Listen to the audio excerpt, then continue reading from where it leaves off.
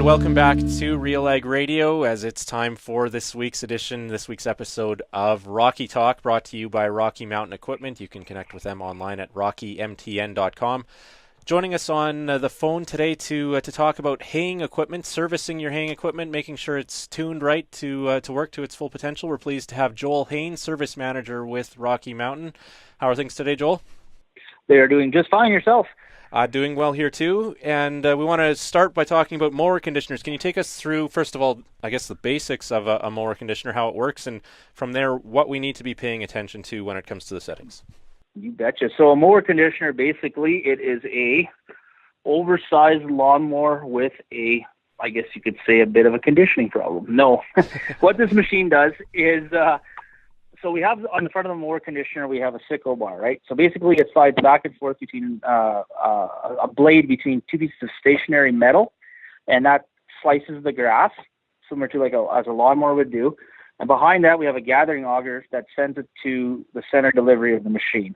From there, it is sucked into what we call the conditioning rollers. Now, this is what sets a mower conditioner apart versus a swather. As the product is fed through, there's a set of chevron rollers, or basically grooved rollers. And as the piece of grass goes through, provided that they're set correctly, it actually cracks the grass stem as it goes through approximately every inch to inch and a half. So as it exits the machine with these cracks in the grass, it allows moisture to escape in multiple places other than just the base end, allowing the hay to dry faster, retaining its feed value. Okay.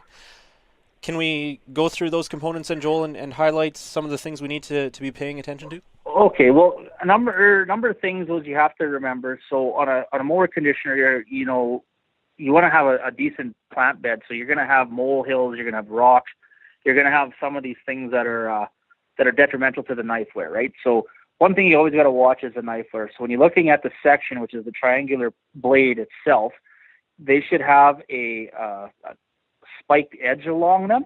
And as they slide through the guard, that edge prevents the grass from sliding out and forward away from the blade.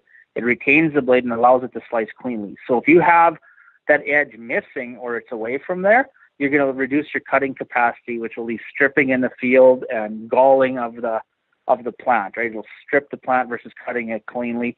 It creates plant damage. Also, what it does is leaves patches in the field of on processed hay, right? It's not cut down. The next item you need to look at is the conditioning part of it. So on each machine, there's a set of these chevron rollers, and with them, they need to be timed, and they should be centered within the groove. It's usually located in your operator's manual how to set them.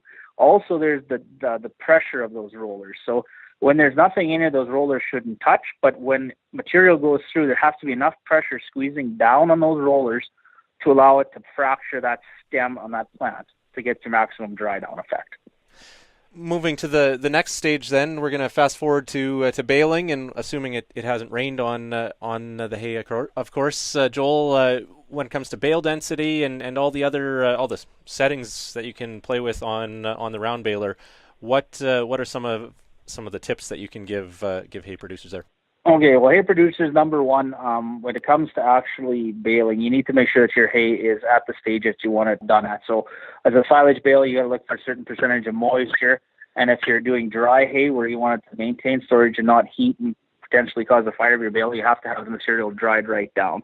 So in saying that, there's a couple of things that you have to look at. If you're running silage bales, you have to look for frequently buildup of material on the rollers. There are scraper kits that are available to keep the rollers clean. If you're working in dry hay conditions, you have to watch out for material building up between the belts and or on top of the machine, right? Hay typically burns very easily when there's grass. So, sparks, heat sources of any kind, cigarettes, anything like that. You want to make sure that you do have a fire extinguisher and or a water fire extinguisher handy available with you on these machines. Adjustments as far as that can go is you have to look at your pickup lift pressure. So what you want to do is make sure that pickup has enough flotation to go over top of rough terrain versus plowing through it. You want to make sure that your pickup teeth are straight, narrow, they're not bent back. Your bands are straight and the teeth are centered in there. So what that does is prevents the potential of any sparking or anything like that when you're working in these dry conditions. going further back, most all machines now, the KSL, are hardcore balers, so they need a starting core. So what happens is the bale absorbs the hay, or the machine absorbs the hay, it rolls it into a roll and starts the core. Once the core is created, you can adjust the pressure on that bale core, right? So as it grows, you can use your hydraulic system to squeeze more hay into that bale at a higher pressure, or higher density as they call it. So you can adjust that up and down depending on what you want to do. So if you have a very good long brome hay, you want to have that bale density fairly high so you don't lose a lot of material. When you're picking up straw, it's a broken up material. It's extremely dry and durable. You want to back your system pressure off a little bit so that bale core can start and build a smooth, even bale. Finally then, Joel, any secrets to trouble with twine and avoiding tangled mess? You betcha. So one thing too is always make sure you refer to your operator's manual. There are friction plates available, and that friction plate is just a little steel disc with two springs on it, and that regulates how much pressure it takes to pull that twine out of there. So in your operator's manual, they'll have a scale of range of how many pounds it takes to pull this. Usually, you should be able to pull it down fairly easily by hand, but as the twine is cut, it should not free fall down into the baler. If it free falls down into the baler, it's just going to continue to feed, and you're going to have a mess. So that's always something that you want to look at. Make sure that you're using the right twine, you got your tension set, your knives are sharp on the cutting edge, and you shouldn't have any problems with your tying. All right. Thanks for your time again, Joel. You betcha. Have a great day.